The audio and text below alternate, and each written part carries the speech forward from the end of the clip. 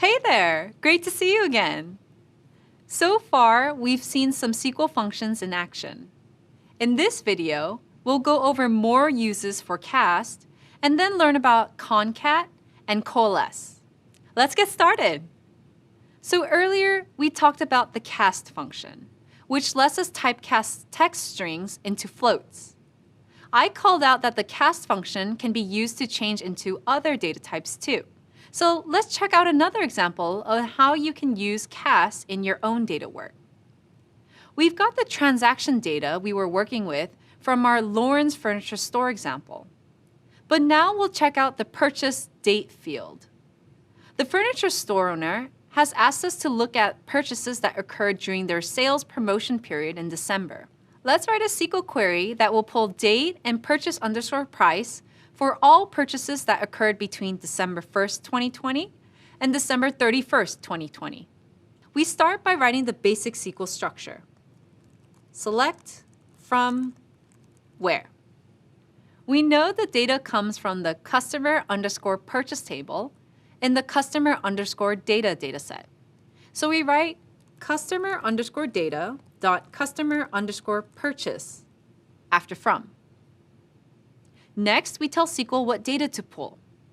Since we want date and purchase_price, we add them into the select statement.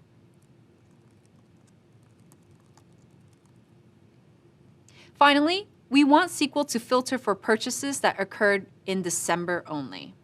So we type date between 2020-12-01 and 2020-12-31 in the where clause. Let's run the query. 4 purchases occurred in December, but the date field looks odd. That's because the database recognizes the date field as date time, which consists of the date and time. Our SQL query still works correctly even if the date field is date time instead of date. But we can tell SQL to convert the date field into the date data type, so we see just the date and not the time. To do that, we use the cast function again. So we'll use the cast function to replace the date field in our select statement with the new date field that will show the date and not the time. We can do that by typing cast and adding the date as the field we want to change. Then we tell SQL the data type we want instead, which is the date data type. There. Now we can have cleaner results for purchases that occurred during the December sales period. Cast is a super useful function for cleaning and sorting data, which is why I wanted you to see it in action one more time. Next up, let's check out the concat function. Concat lets you add strings together to create new text strings that can be used as unique keys. Going back to our customer_purchase table, we see that the furniture store sells different colors of the same product. The owner wants to know if customers prefer certain colors, so the owner can manage store inventory accordingly. The problem is, the product_code is the same regardless of the product color. We need to find another way to separate products by color, so we can tell if customers prefer one color over the others. So we'll use concat to produce a unique key that'll help us tell the products apart by color and count them more easily. Let's write our SQL query by starting with the basic structure.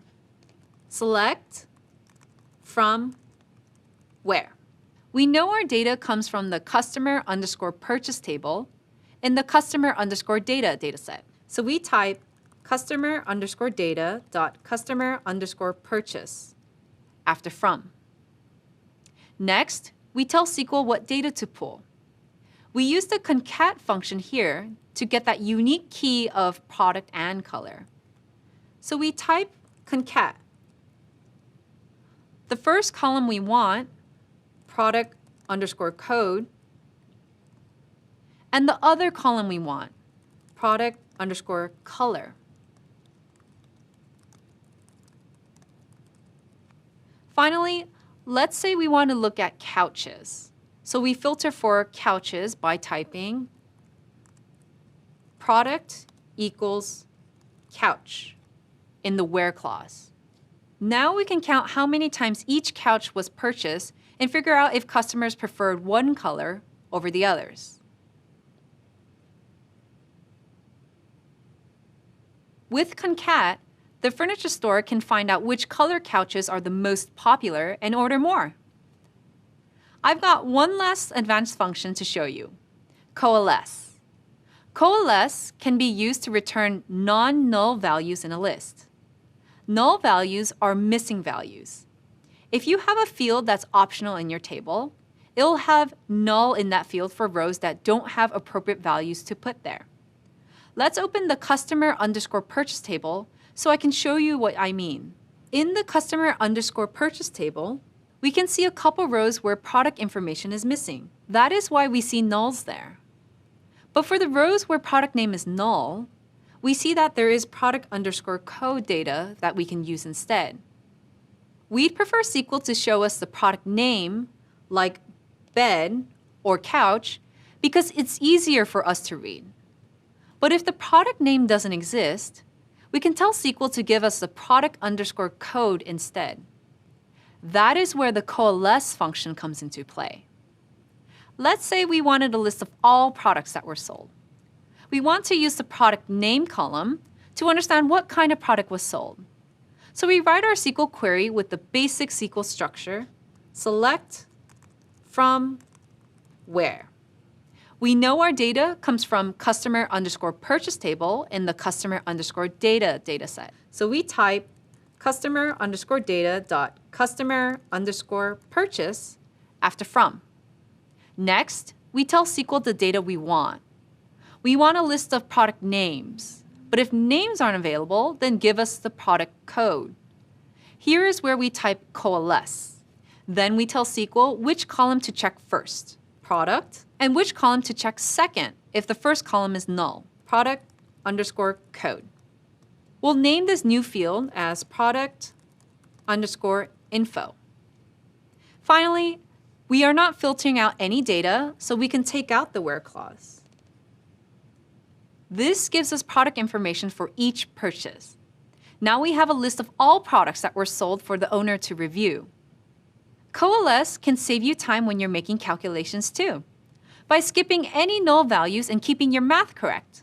Those were just some of the advanced functions you can use to clean your data and get it ready for the next step in the analysis process. You'll discover more as you continue working in SQL. But that's the end of this video and this module. Great work! We've covered a lot of ground.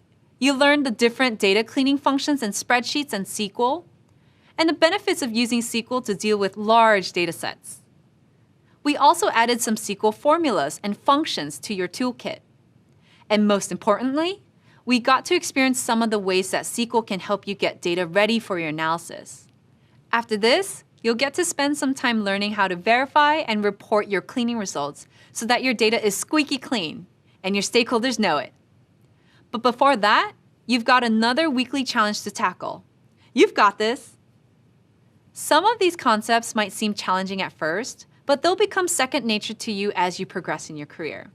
It just takes time and practice.